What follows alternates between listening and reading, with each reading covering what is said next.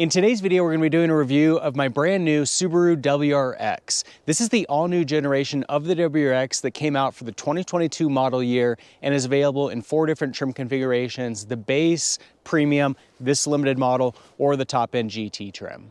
As with many vehicles that have cult-like following, such as the WRX, the redesign for 2022 is definitely polarizing in terms of reactions.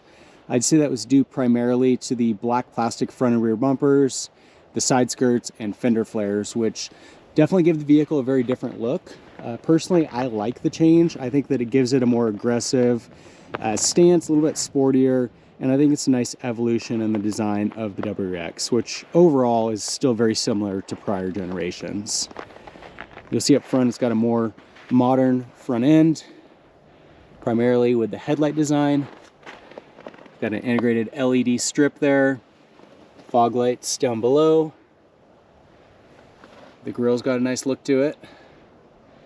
And of course, we've got the functional hood scoop. Along the side, you'll see the black plastic fender flares. You'll see the front ones got kind of a cut through to allow air to pass through. Side skirts also have a very aggressive shape to them, give it a very sporty look. It's one of my favorite cues on the vehicle. Our mirrors on the limited model also have the integrated side blinkers and blind spot monitoring. Limited models come standard with the sunroof.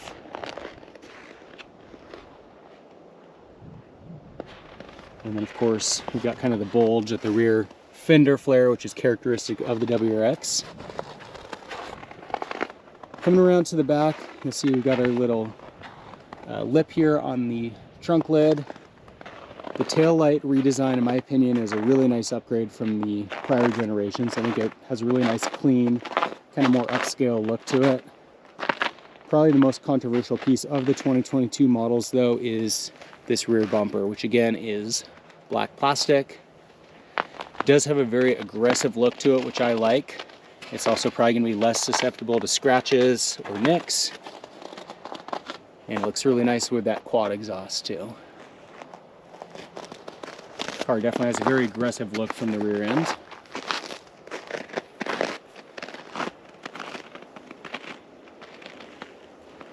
This WRX does have tinted windows all around, which are, in my opinion, a must-have on the WRX.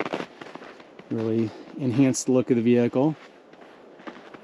But overall, you can see it's got a really aggressive stance to it. In my opinion, also a little bit more upscale than the prior generation. And despite some of the criticism in terms of that black plastic, I think that it's going to hold up a little bit better with time, and it does offer a nice progression in the overall design of the WRX.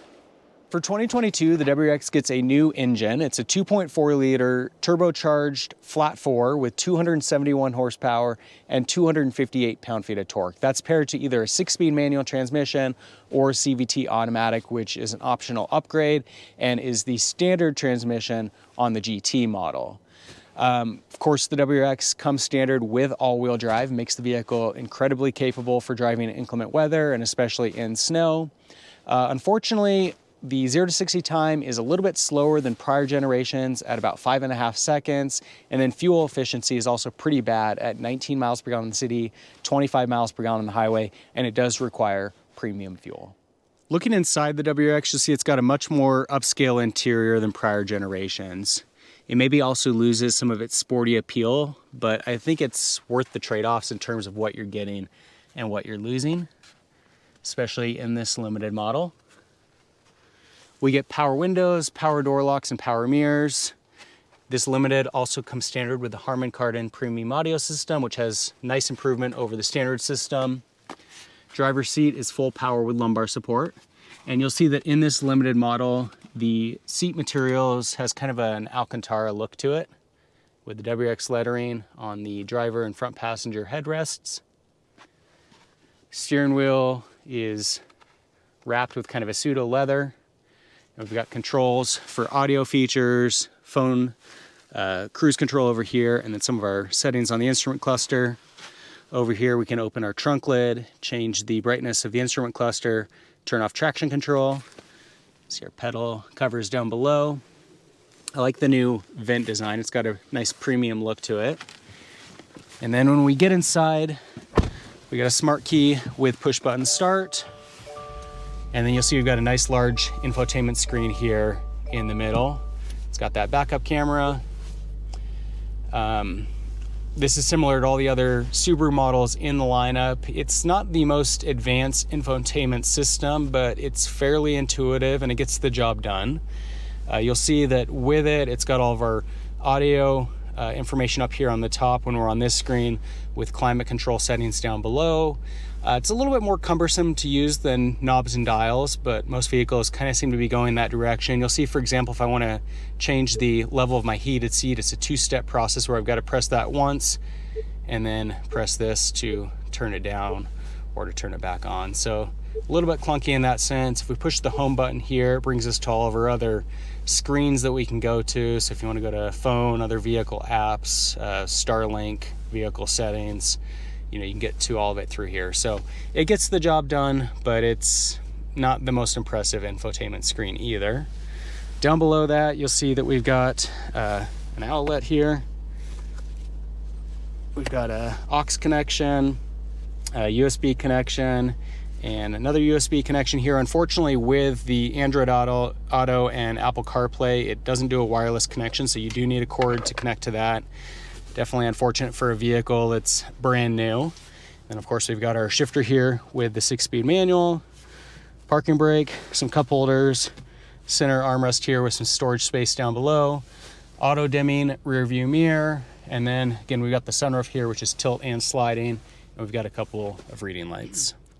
One of the things I love about the WRX is, even though it's a fun, sporty car, it is still a very practical vehicle too. And you'll see with the 2 car seats in the rear here, plenty of leg room for those kids, and it fits them just fine. You'll see in the middle here, we've got an armrest that folds down, has 2 cup holders built in. And then center armrest here, we've also got a couple USB outlets that are built in, as well as a little storage space in the door. In addition to having a very spacious rear seat, we also get a very spacious rear cargo area.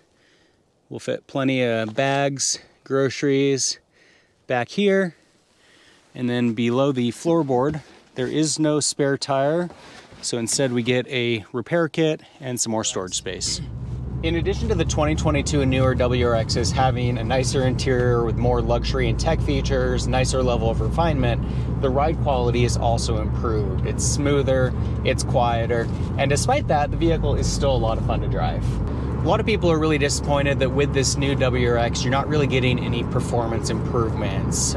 It's virtually the same as the outgoing model in terms of horsepower and torque, and a lot of outfits are actually saying that it's a little bit slower than older models of the WRX. And so that's definitely disappointing, especially given that there's no STI model available with this new generation, and from the talks of it, they're not planning on building an STI model either.